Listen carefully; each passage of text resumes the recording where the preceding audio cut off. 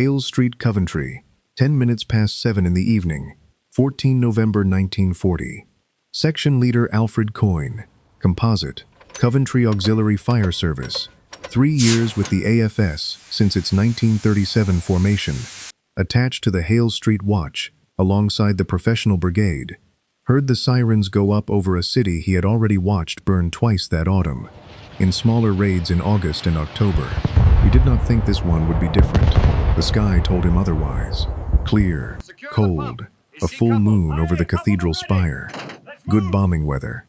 10 minutes after the sirens, the first marker flares went down over the city center, and Coyne knew, the way every AFS man on watch that night knew, that flares meant this was not a nuisance raid.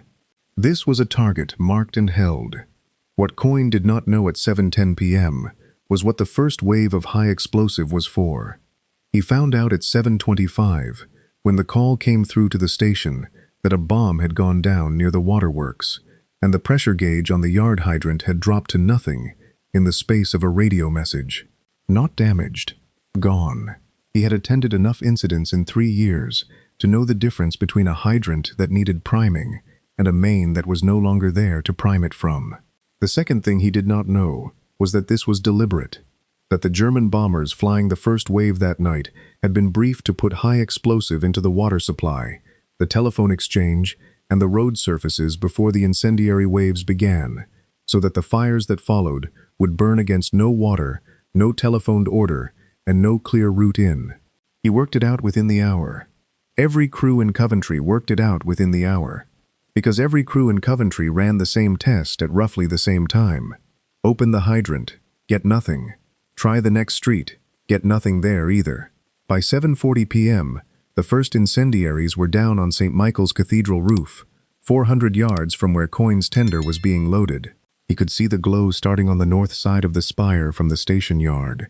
He had 6 previous incendiary attendances behind him from the August and October raids, enough to know that a single incendiary on a lead roof, caught in the first 2 minutes, was a sandbag and a stirrup pump. What he did not yet know, because nobody in Coventry that night had attended anything like it before, was what happened when the first incendiary was followed by the second, the third, and the 40th, onto a roof that had already lost the water main, that would have let a heavy pump back up whatever sand and stirrup pumps could not hold. What Coyne's tender could deliver, and what it could not, was set by decisions made years before that night.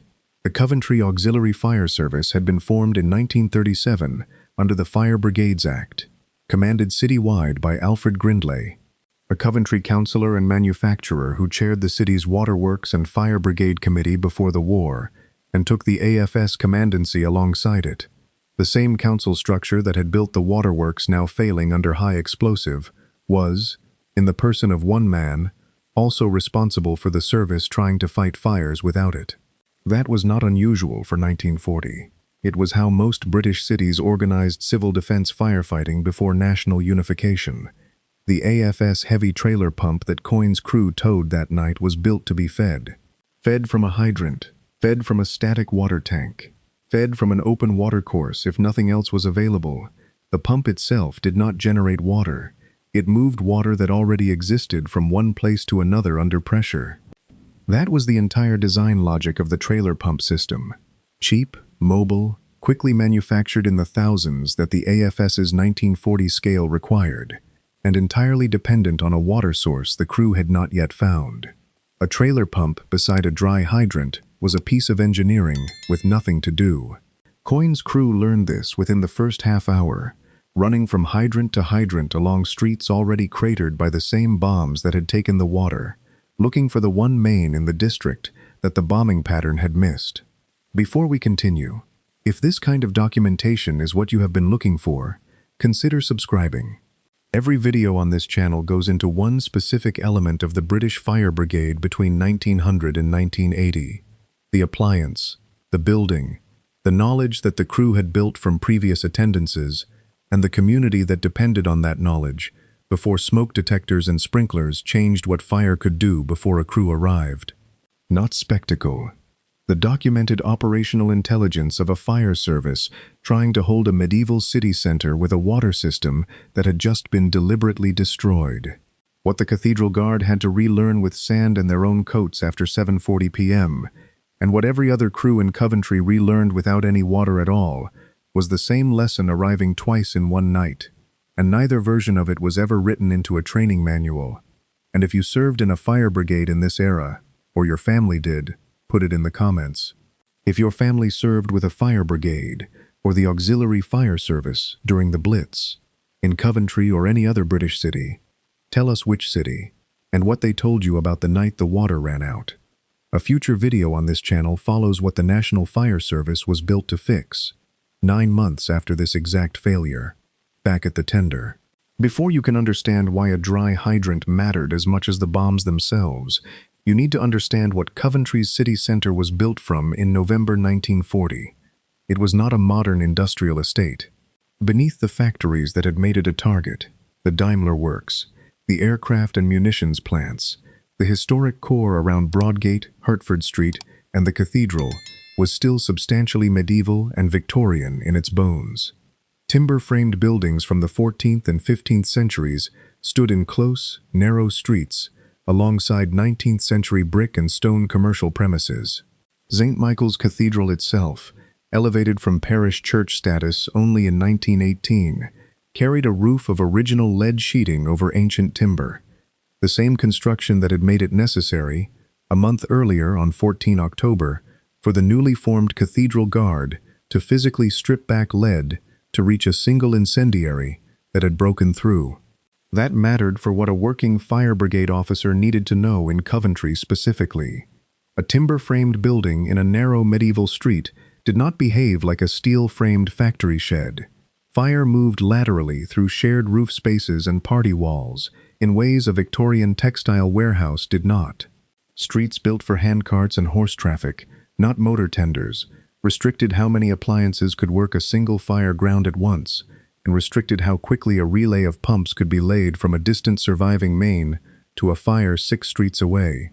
None of this was written down as a single document that Coyne or any AFS auxiliary could have read before that night.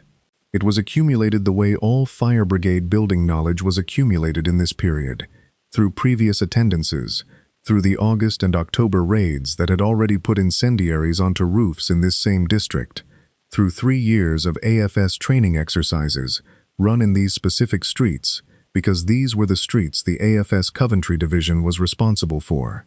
What none of that knowledge had prepared any crew for was a raid engineered specifically to remove the one resource that all of it depended on. Building knowledge told an experienced officer where a fire would go once it started, and how fast. It told him nothing useful about a city with 200 simultaneous fires and no main pressure anywhere to fight any of them with. By 8:30 p.m., the shape of the night had become clear across every AFS division in Coventry, not just Coyne's. The first wave of high explosive had not landed randomly around the water infrastructure. It had landed on it. Mains were severed at multiple points across the city simultaneously, not as a side effect of area bombing, but as a documented, deliberate opening tactic. Cratered roads to slow appliances, ruptured mains to deny water, cut telephone lines to prevent the fire service coordinating what water remained. Crews that found a working hydrant in one street routinely found the next street's main empty, because the damage pattern did not follow any logic a pre-war water engineer would have planned around. It followed the logic of where German pathfinders had chosen to put their first bombs. What crews did next was not in any AFS manual, because no AFS manual before this raid had needed to specify it. Coyne's crew, like others working the district, turned to the River Sherbourne, running through the city center in a channel that predated the fire brigade by centuries. It was, in November 1940, the only water source in large parts of the city that no bomb could rupture, because it was not a pipe. Pumping directly from open watercourses to feed trailer pumps was documented AFS practice nationally in this period. Auxiliary crews elsewhere in the country did the same thing with static tanks, canals, and streams. When mains failed, one reinforcement crew from outside Coventry recorded finding water for a burning school by removing railings to reach a stream beside it. Coventry's own river drafting that night is remembered in the city's own account of the raid, rather than in a single surviving pump log, but the practice itself, dropping suction into whatever open water a crew could find, because the alternative was no water at all, is consistent with how every AFS division in Britain was operating by November 1940. It bought some fire's water. It did not buy the city water pressure. A trailer pump drafting from a shallow urban river delivered a fraction of what the same pump delivered from a pressurized main, and it delivered it to whichever fire ground the crew operating it had reached first, not to the 200 other fires burning at the same moment across the rest of the city, each one now competing for a water supply that had effectively ceased to exist as a citywide system and had become, instead, a scatter of local, crew-found expedients. Coyne's tender held one seat on one street with one river-fed line. Every other fire in Coventry that night was somebody else's version of the same problem, solved or not solved, with whatever water that crew happened to find first. 400 yards from Coyne's position, a different crew was fighting a version of the same problem with almost nothing at all. The Coventry Cathedral Guard was not part of the professional brigade or the AFS. It was a volunteer fire watch of roughly 12 men, set up by the cathedral's provost, Richard Howard, in the autumn of 1940, after Coventry had already suffered smaller raids through August and September. Its first real test had come on 14 October, when a single incendiary broke through the nave roof, and the team had to strip back centuries-old lead sheeting to reach it and put it out with sand. That was the model the Guard understood going into 14 November, an incendiary, a response window measured in minutes, sand and a stirrup pump. At 7:40 p.m., 4 men were on the roof: Howard himself, stonemason Jock Forbes, and 2 others, recorded as Mr. Eaton and Mr. Wright. Within 20 minutes they were dealing not with one incendiary, but with direct hits across the chancel, Smith's Chapel, the nave, and the south aisle roofs simultaneously. More fires landing in 20 minutes than the entire team could reach with sandbags in 20 minutes, let alone extinguish. This was the same operational mathematics playing out across the whole city that night, compressed onto one roof, a fire response system built and trained for isolated incidents, meeting a raid built to produce more simultaneous incidents than any response system, however well drilled, could physically reach. What the Cathedral Guard needed at that point was exactly what Coyne's crew 400 yards away needed and did not have: pressurized water, delivered by a heavy pump, in enough volume to hold a seat while a second line worked the next one. It did not arrive, because there was no main pressure in that part of the city to deliver it with, and because a trailer pump working the cathedral would have been one pump working one building, while 200 other fires burned unattended elsewhere in Coventry with the same claim on the same scarce resource. The Guard kept working with sand and coats until the fire had spread beyond anything 4 men could physically reach, and then they did what every other outmatched crew in Coventry did that night. They saved what could be carried out, and they watched the rest burn. The cathedral was one incident among more than 200 that Coventry's combined fire services were trying to reach that night, and it was not the largest.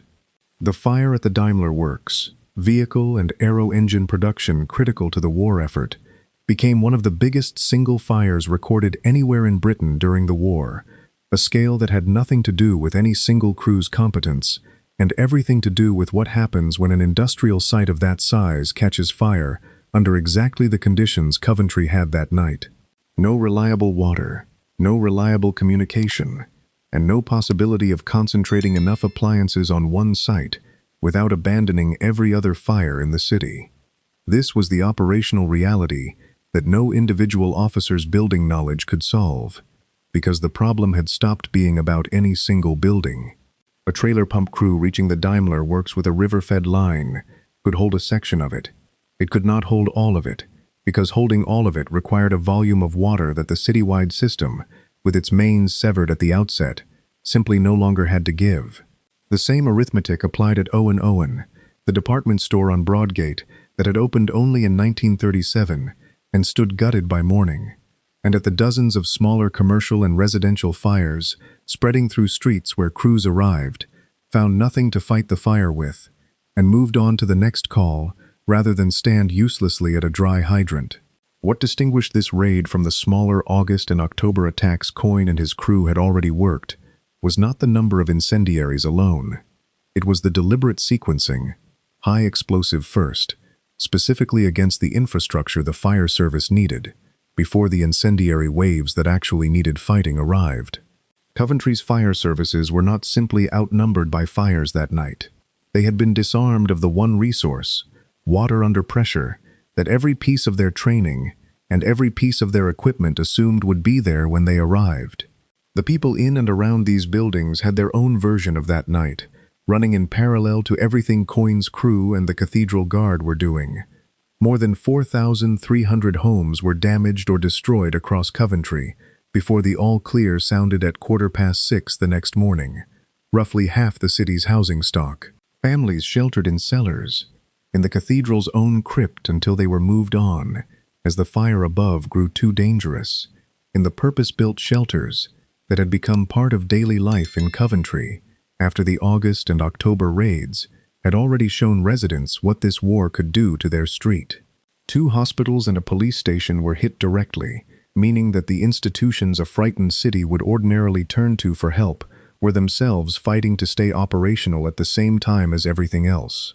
On Hertford Street, the Queen's Hotel caught fire, and rather than risk it spreading to the post office next door, was deliberately demolished, a decision made in the middle of the raid by whoever had the authority on the ground to make it, a documented example of the kind of triage that a city with no water and no functioning telephone network was forced into.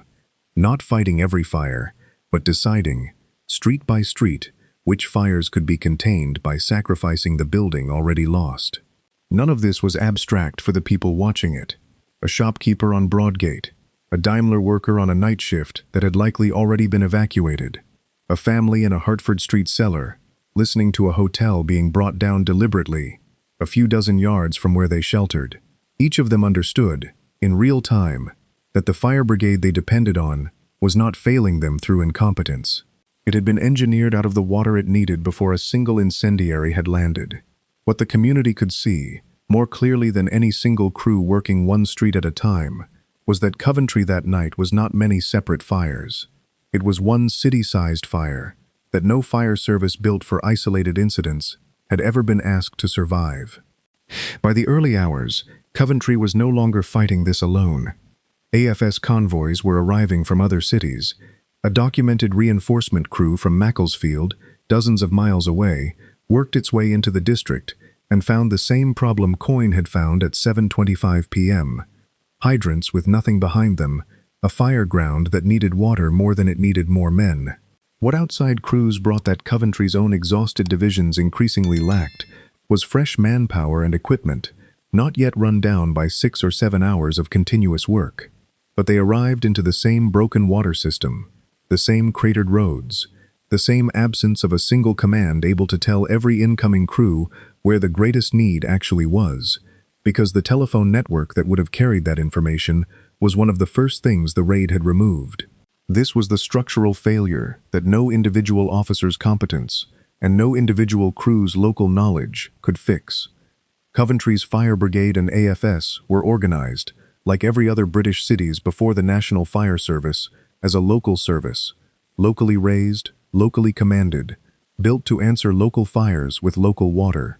It was not built, and could not have been built under the pre-war Fire Brigades Act structure, to survive a raid engineered specifically to remove the local resources it depended on and to overwhelm local capacity with more simultaneous fires than any single city's service, however well drilled, could realistically answer.